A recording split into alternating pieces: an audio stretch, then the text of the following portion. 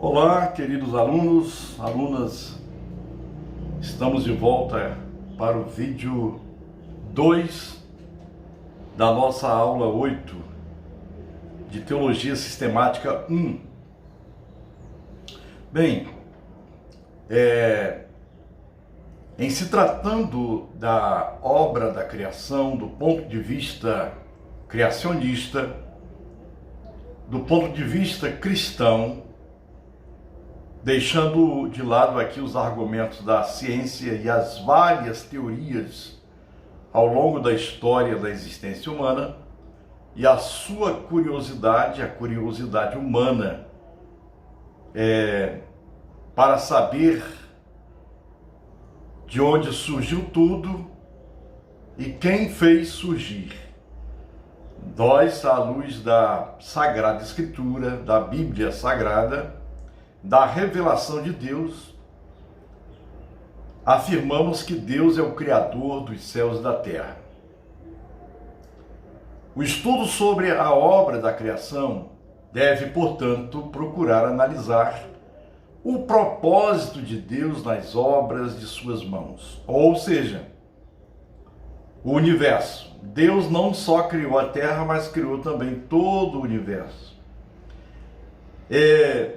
O universo é o que é porque Deus é quem Ele é. Segundo a cosmovisão cristã, Deus é o Criador dos céus e da terra. Todos os elementos criados foram estabelecidos por Elohim. Lembre bem do primeiro versículo da Bíblia, Bereshit bara Elohim. Vamos aqui ver sobre os horizontes de Gênesis 2, de 4b a 3:24. Bem, sobre Gênesis 2, de 4b a 3:24, apresenta-se um plano de fundo histórico dos textos, onde é percebida neles uma forma de teogonia. A teogonia, ela significa, como já disse no vídeo passado, o nascimento dos deuses, ou seja, o estudo acerca da origem do universo e dos deuses. Isso chama-se teogonia. Portanto, o pano de fundo histórico de Gênesis 2, de 4b a 3:24, é um pano de fundo que tem uma história onde Israel estava inserido no meio das nações. E haviam várias teogonias, várias cosmovisões. Israel, quando surgiu no mundo, quando surgiu na história das nações, já existiam nações muito mais antigas do que o próprio Israel. Portanto, Israel era a partir de Abraão e depois até chegar a se colocar como nação no mundo. Isso levou muito tempo.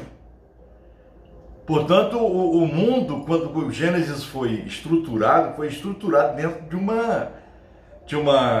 quando foi feito, né, escriturado, foi feito dentro de uma cosmovisão do mundo e os deuses que estavam em jogo no mesmo drama de vida e morte. Já existiam algumas tradições, a suméria, a babilônica, a egípcia, que já falavam da origem do mundo e do homem. Em Gênesis 2, de 4b a 26, o homem não é mais precipitado sobre a terra como um ser estranho. O homem é terrestre, feito para a terra. Aparece o cenário ou uma natureza mediatizada pela cultura, história e palavra. Portanto, se nas teogonias antigas o homem era um ser estranho na terra, a materialidade, como estranha, o homem aparece, segundo a Escritura Sagrada, como terrestre, feito do pó da terra, feito para a terra. Aparece aqui o cenário ou uma natureza mediatizada pela cultura. Crescei e multiplicai-vos, povoai a terra, dominai, pela história e também pela palavra.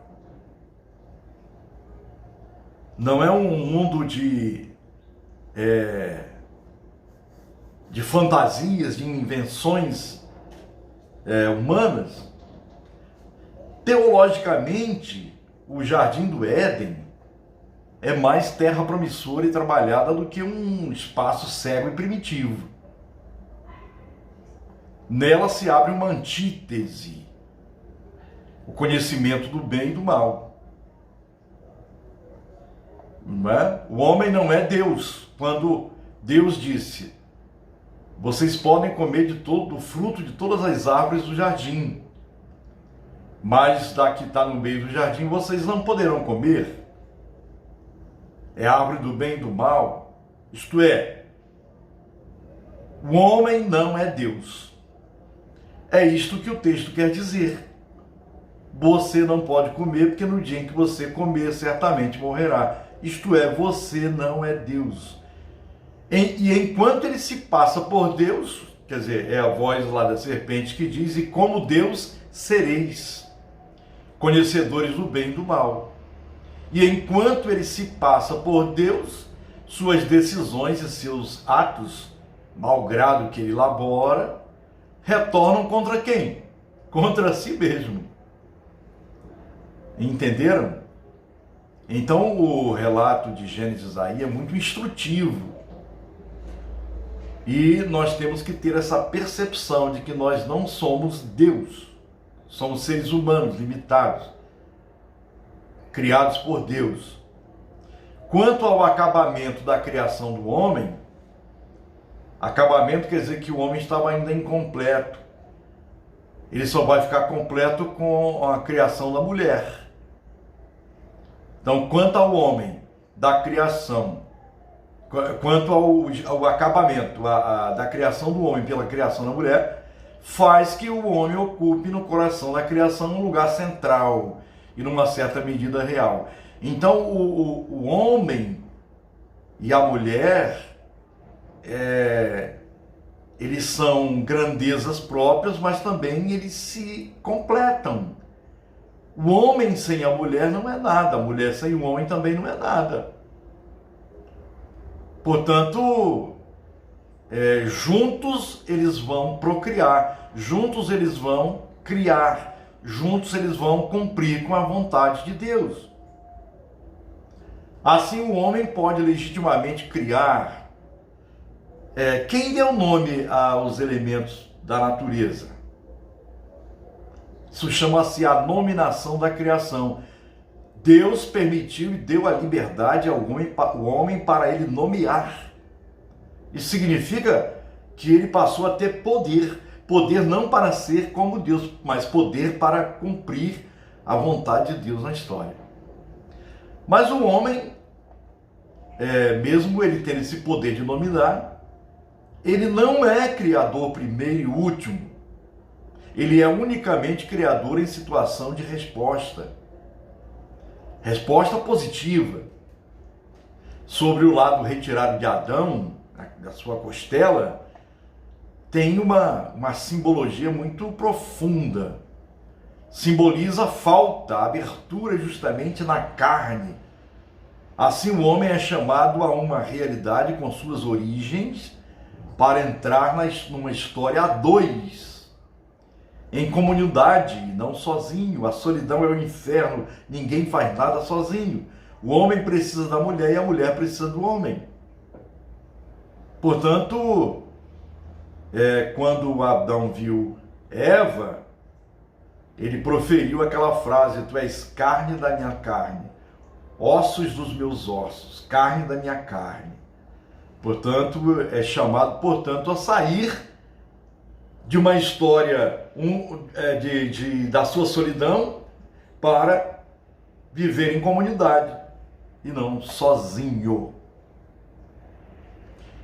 Então está aí o quadrinho, né? Um desenho. Deus fez Adão cair em sono profundo, removendo uma costela dele. Deus fez a mulher a partir da costela de Adão. A mulher que Deus criou era a companheira perfeita para Adão. Então, antes da queda do pecado, a mulher era a companheira perfeita para Adão e vice-versa. E ele, companheiro dela, numa dimensão antropológica, teológica, enfim, profunda. A terra, segundo o Gênesis, a palavra de Deus inicial, a terra é criação de Deus. E não segundo o modelo de uma filosofia gnóstica de herança mais ou menos grega.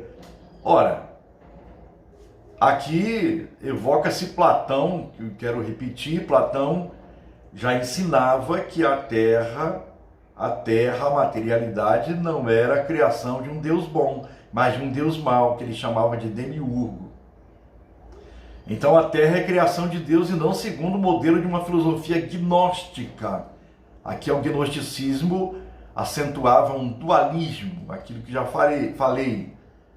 A terra é má, a matéria é má, o espírito é bom. Não, aqui tudo é bom, e viu Deus que tudo era muito bom. Os primeiros capítulos do livro de Gênesis articulam um certo modo de refletir o ser humano, o mundo e Deus. Está aqui uma tríade. Vamos lá, Deus, mundo e homem. Não dá para falar de Deus sem o humano e o mundo. Não dá para falar do mundo sem Deus e sem o humano. Não dá para falar do humano sem o mundo e sem Deus. Os textos designam uma verdade sobre a criação e o seu Criador. O horizonte textual é configurado sob elementos históricos. O horizonte é primeiro. A escritura, Gênesis 2, ela se cristalizou provavelmente numa época de organização tribal, quando o povo de Israel estava se estruturando. Era povo, imagina aí Josué 24, quando há a confederação das tribos para poder entrar em Canaã, ocasião em que Israel entrou no concerto das nações, 40 anos depois de atravessar o rio Jordão, eles se tornam assim uma nação. O povo requeriu, queremos nascer como uma nação iguais aos outros povos. E quanto a Gênesis 1 tem sua redação durante a experiência da queda de Jerusalém diante de Nabucodonosor e do exílio da Babilônia. Isto é, o primeiro texto, que é Gênesis 2, o mais antigo, é construído quando Israel se configura como nação, vou dizer aqui, escrito no tempo de Salomão, quando Salomão organizou o templo. E mais tarde, Gênesis 1, ele vai ser escrito lá durante o exílio na Babilônia. Só que durante o exílio, o sacerdote, o escriba Esdras, ele foi quem organizou com a sua equipe sacerdotal, grave bem essa palavra, os primeiros livros da Escritura, os 5 livros chamados de Pentateuco. E aí você vai estudar isso com os professores das matérias pertinentes. A Bíblia não surgiu assim por acaso. Ninguém... não houve nenhuma psicografia, ela foi construída ao longo da história. E é levada em conta uma conjuntura concreta, política e ideológica. É interessante observar o exercício efetivo da realeza e do discurso dos mitos babilônicos. Ora, você já sabe que mito é uma narrativa antiga, utilizada pelos povos gregos antigos para explicar fatos da realidade e fenômenos da natureza. as origens do mundo e do homem, que não eram compreendidos por eles de maneira clara, objetiva, e por isso apelavam para os mitos. Mito não é alguma coisa que não existe. Mito é um gênero literário antigo para falar de realidades divinas. A interpretação de Gênesis 2 e 3 propõe que se mostre realmente que os textos se ocupam de denunciar o quê? A autoposição do homem. O homem é mortal. E testemunhar uma outra promessa, que é a promessa de vida. Ora, porque ele pecou, Deus disse para ele: tu és pó e ao pó tornarás. Mas ao mesmo tempo, há uma promessa de vida. Para o leitor, a necessidade de uma passagem por uma tipologia. Muito bem. Aí você pega o que é uma tipologia. A tipologia é a ciência que estuda os tipos, aquilo que tem um sentido simbólico, prefigurando uma realidade. Portanto, a tipologia ela tem uma dimensão simbólica,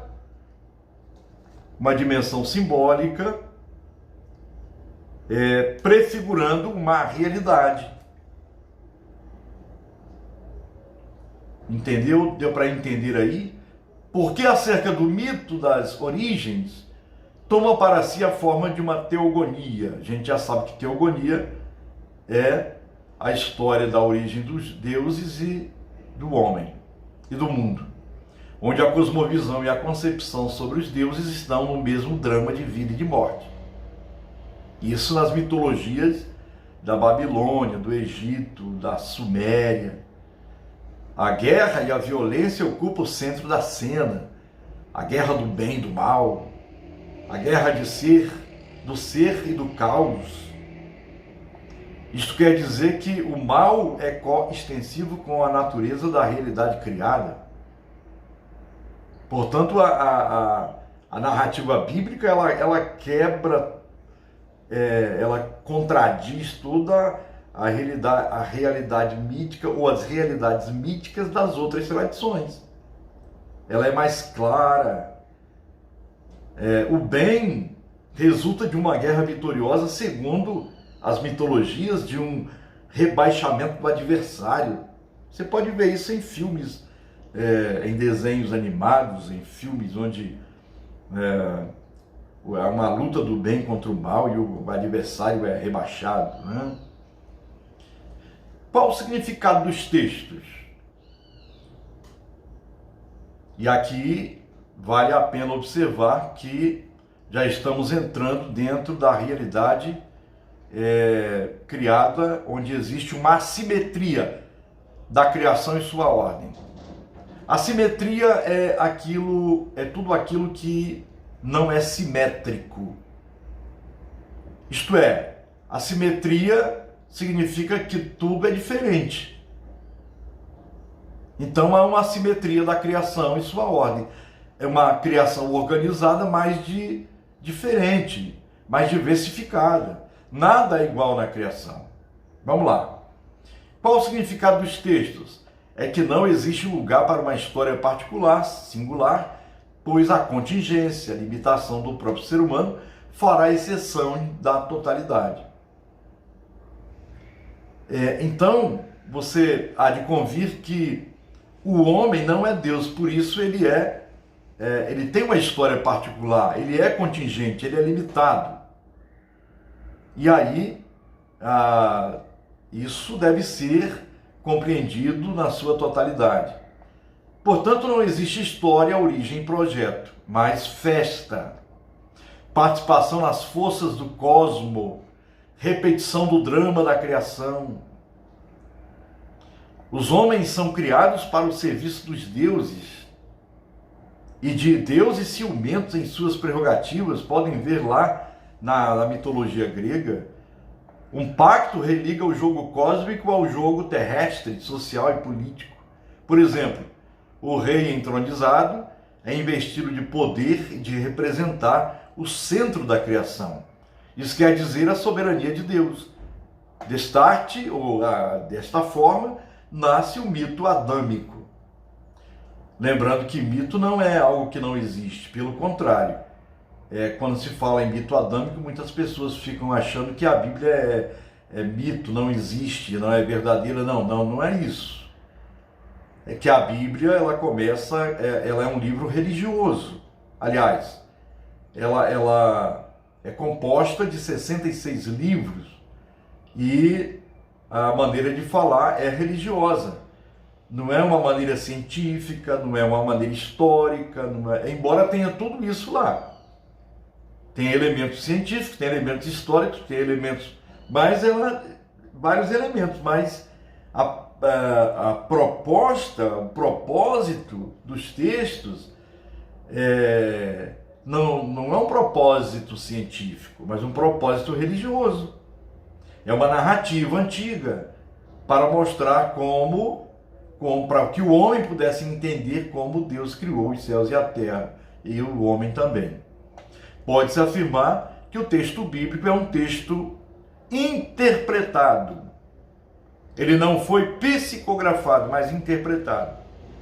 Interpretou um horizonte aplicando a sua realidade, no sentido de haver uma mensagem para fortalecer a fé no Deus Criador e Salvador, bem como o Deus sustentador de todas as coisas. Olha, se você não estiver entendendo alguma coisa, vai lá no fórum que a gente discute direitinho. E é importante a sua participação lá. Continuando aqui sobre a assimetria da criação e sua ordem. Após uma reflexão nos relatos bíblicos que tratam das origens, e mais especificamente de Gênesis 2, de 4b a 25, que tem a sua metodologia voltada para dar destaque à criação do ser humano, com o propósito de cuidar do jardim, Gênesis 2:8, segue-se a partir de agora uma reflexão teológica no texto de cunho sacerdotal. Esse relato de Gênesis 1, de 1 a 2, 4a, tem a postura didática de focalizar a criação como produto da palavra de Deus e depois a feitura do ser humano para cuidar do jardim de modo pleno e responsável.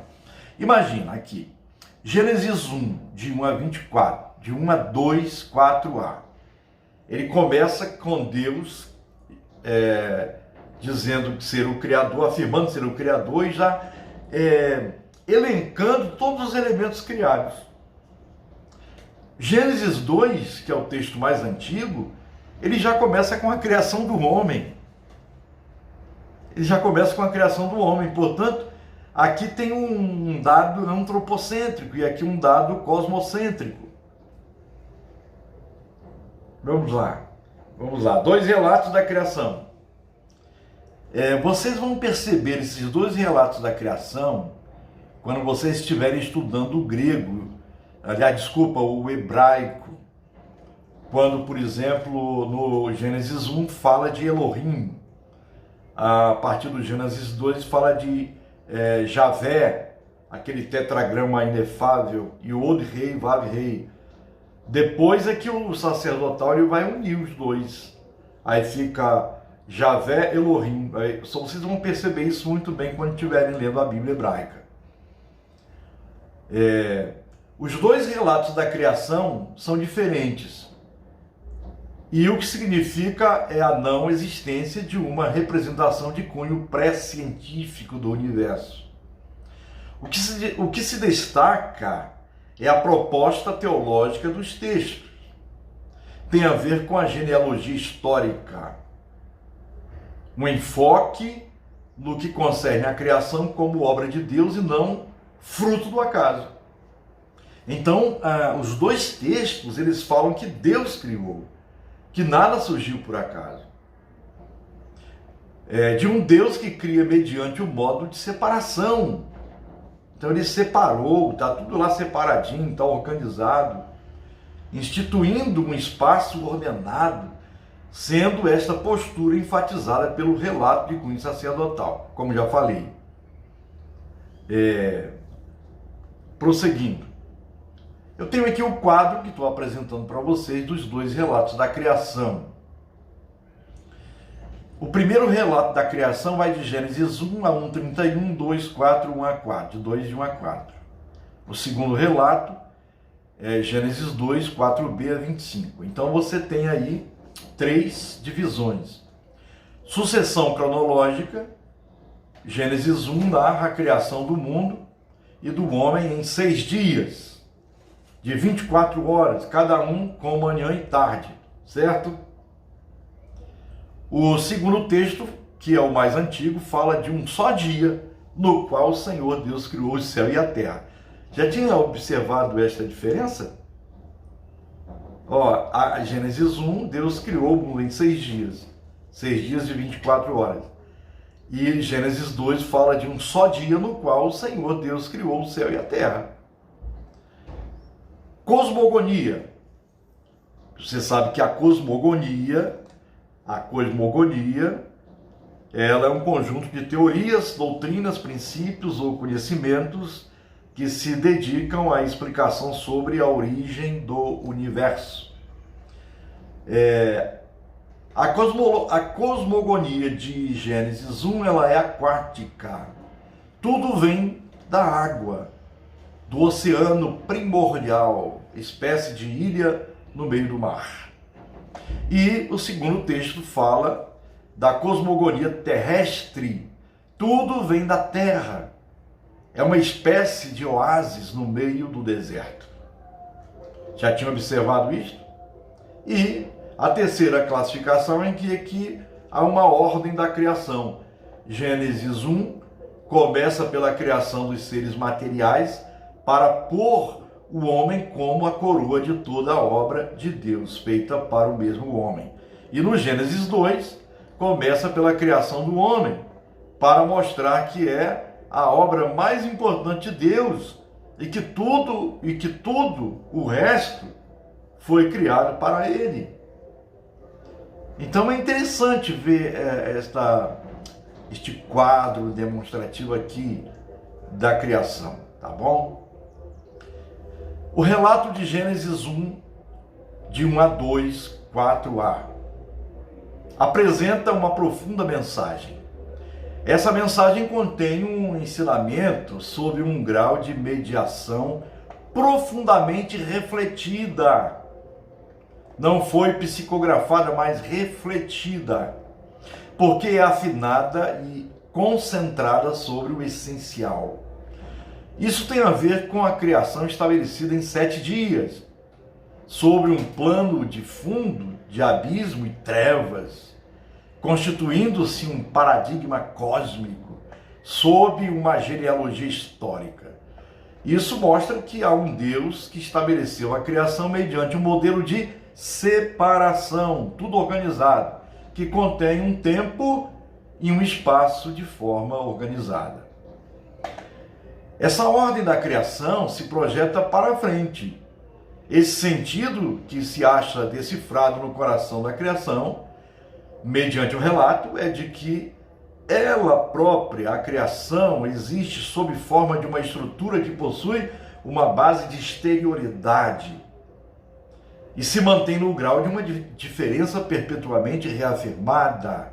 Sendo assim, percebe-se que há sempre algo novo na criação, apresentando-se esta como oferta de Deus ao ser humano. A diferença na criação atesta que ela comanda uma assimetria, constituindo-se um espaço contingente com uma estrutura singular. Deu para entender? Bem, aí é preciso se adaptar a essa linguagem teológica, tá? No fórum seria interessante você entrar e colocar a sua dúvida. Posturas e mensagens profundamente teológicas podem ser tiradas do relato bíblico de Gênesis 1, 1 a 2, 4a. São lições do relato, ensinos teológicos para uma reflexão concreta, uma existência reflexiva concreta. através das quais o crente pode afirmar a sua fé no Deus Criador e Salvador. Os 3 primeiros versículos do relato de Gênesis 1 mostram a irrupção de uma primeira intervenção de um Deus que diz: haja luz e houve luz. Essa luz se constitui o plano básico em que se desenvolve o ato criador de Deus.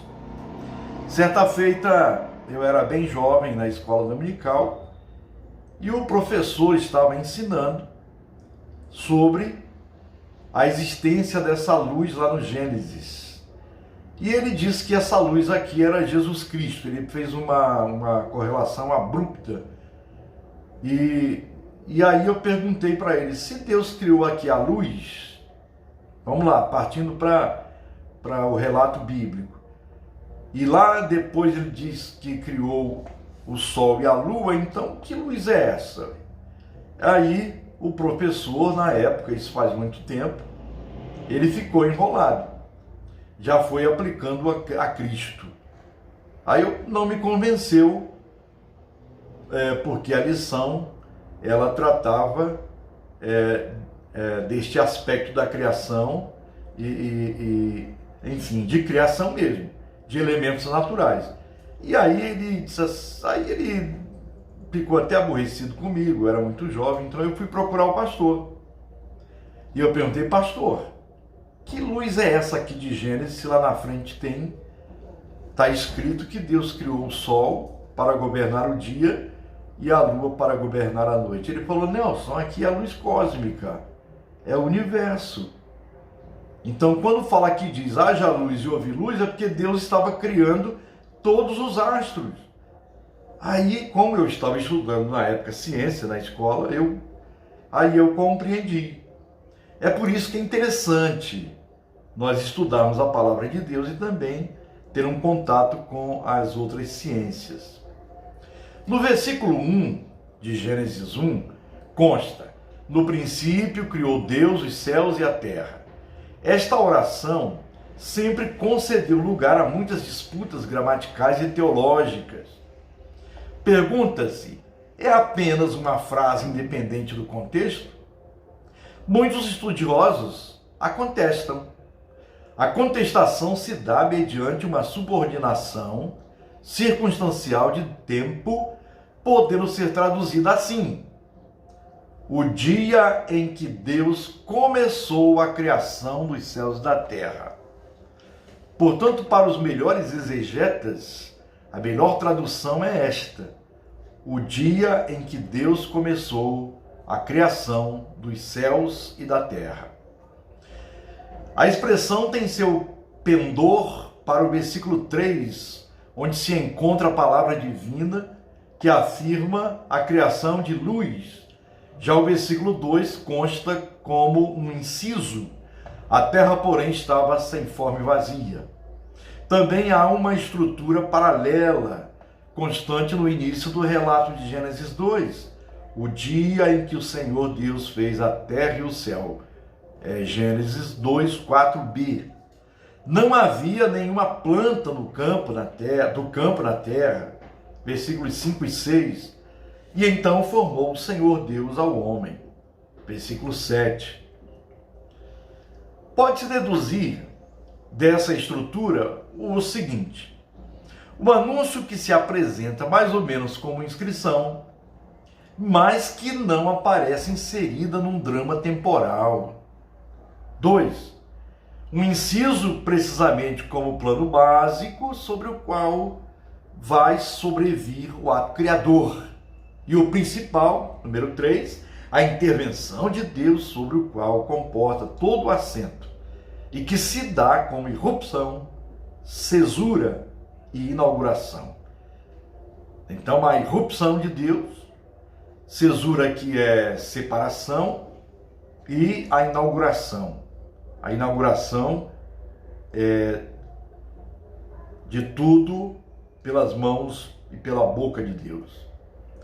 Entende-se com isso que se pode hesitar, através de análise sobre os textos referidos, Entretanto, é tudo muito claro e importante, pois nem o versículo 1, nem o versículo 2 podem valer como apresentação dos atos criadores particulares. Quer dizer, anteriores à obra dos 7 dias, o que na realidade o relato vai demonstrar em seguida. Se o versículo 1 deve constituir uma frase independente, ela se apresenta como título, tomando o eco final em Gênesis 2, 4a. Na perspectiva do texto sobre a criação do céu, fala com propriedade do segundo dia e este da terra como terceiro. Já quanto ao versículo 2, a terra, porém, estava sem forma e vazia. Salta aos olhos que não se apresenta aqui o resultado de uma ação criadora de Deus, mas a estrutura de Gênesis 1 tem como propósito mostrar o contrário, o que esta ação tem início, com o primeiro dia para se concluir, senão com o sétimo. Está vendo uma ordem? É uma ordem dentro de uma realidade assimétrica. Assim, há a indicação de que a totalidade da semana já é apresentada no começo. Diante do exposto, é preciso refletir um pouco sobre Gênesis 1, 2.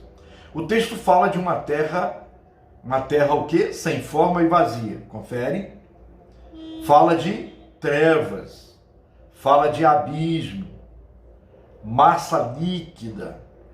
Tá vendo, ó? O que o texto fala lá? O texto fala de uma terra sem forma e vazia, fala de trevas, fala de abismo e de massa líquida. Em seguida fala do que o Espírito de Deus pairava sobre as águas. Esse Espírito é o quê? É o sopro de Deus, é ruach, desviando-se da realidade apresentada. Ora, o sopro de vida, a força criadora de Deus, contrasta com terra sem forma e vazia, trevas, abismo, massa líquida. Ok, pessoal? E o Espírito é o sopro de Deus, é a força criadora de Deus, desviando-se da realidade apresentada. E a terra era sem forma e vazia, e havia trevas sobre a face do abismo, e o Espírito de Deus se movia sobre a face das águas. É necessário compreender a mensagem do texto bíblico. Para início de compreensão, a propósito do primeiro elemento linguístico, onde se diz que a terra era sem forma e vazia, não é propriamente criada por Deus. Há uma precedência, mas esta se entende ou se estende para além da cronologia, para além do tempo. Isto significa que precede o tempo, ou seja, que vem antes do primeiro dia, antes da semana inaugural. Terra sem forma, deserta, trevas, águas, tem um significado carregado de negatividade. Não tem? Terra sem forma, olha, deserta, trevas, águas, tem um significado carregado de negatividade. Por exemplo, o sem forma, a expressão sem forma, vem como antítese do que é posteriormente criado, segundo a continuidade do relato. As trevas são biblicamente solidárias com a morte. Trevas têm a ver com morte e com a desgraça, opostas à bondade e à vida que permite a luz. Quanto às águas, elas representam um elemento sempre perigoso, compreendendo as fronteiras do criado, ameaçador, sempre de vir submergir de novo no espaço da humanidade. Se você prestar atenção lá no Apocalipse, lá no final, onde haverá novos céus e nova terra, onde o mar já não existe.